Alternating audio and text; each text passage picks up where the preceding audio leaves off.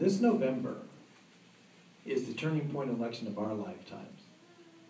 And as much as it is about our stagnant and staggering economy, the crumbling foundation of our fiscal house, and the erosion of our liberties and our freedoms, it's also about faith. It's about family, and it's about country. It's about who we are as Americans. Do we determine our future, or does the government? Do we create opportunity, or does a huge federal bureaucracy steal it?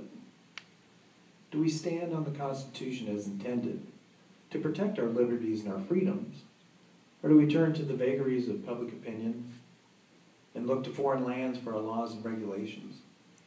It truly is all on the line in 2012. Our ability to practice our faith as we see fit. Our right to determine the future of our children and our families. The basic notion that a free and prosperous people stand on a free and prosperous economy. The difference in vision for the future of America could not be more stark than in this race against Emmanuel Cleaver and me. I was a small business owner, very successful for 12 years. I know what it takes to create jobs, which is the way that we have to bring this economy back. I believe we should be looking at small businesses and reducing the regulation on them. The stories I've been told at our small business roundtables would just curl your hair. They just don't understand why the government has become an enemy to job creation. We all want a clean environment. I'm a child of the 60s. And we all want safe work environments for our children, our grandchildren to work in. But the EPA and OSHA have become this onerous bureaucracy that goes beyond protecting our environment and protecting us into being an impediment to small business for no benefit to any of us.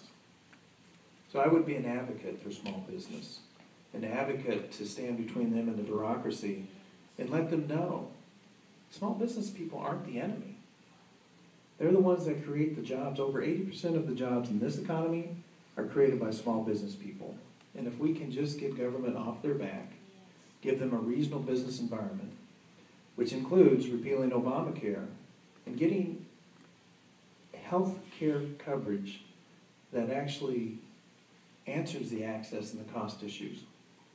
Because a very troubling aspect of Obamacare, particularly as we age, and they haven't promoted this very much, but as we age, decisions will be made based on our age, whether we can have medical care, whether we can have a knee replacement, or a hip replacement, pacemakers, operations.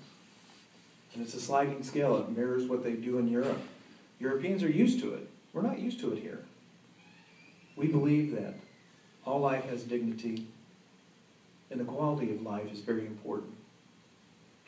And that's very much different than what's going to happen under this new health care. So I want to repeal it and replace it with common sense solutions that allow competition into the marketplace so that our health care gets better and costs less.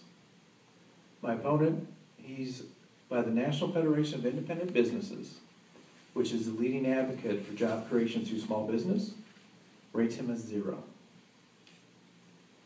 I'm a Marine veteran. My wife is an award-winning trap shooter. I have learned to run in a zigzag pattern. My opponent, well, and I'm also endorsed by the Gun Owners of America, Western Missouri Shooters Association. My opponent is rated F by the NRA. He's given a big fat 0 by Gun Owners of America. That's our liberties and freedom. When it comes to our ability to practice our religion as we see fit, I'll protect those rights. The conscience rights that are getting trampled by Obamacare, that cannot stand. The fundamental freedom that this country was founded upon was our ability to worship our God as we saw fit. And that's under attack now.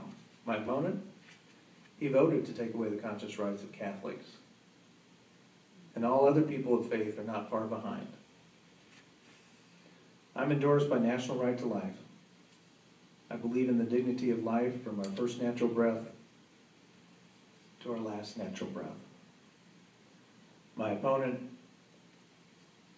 is endorsed by Planned Parenthood. In fact, he got one of their major awards this year for being such a promoter, particularly of abortion, whether partial birth abortion or abortion at any time, and for it to be taxpayer funded over the objections of Christians and others who don't want their money used for that because it violates their religious beliefs. He's also pro-euthanasia, even against the wishes of the family. He voted to starve and dehydrate Terry Schiavo to death, which I find unconscionable.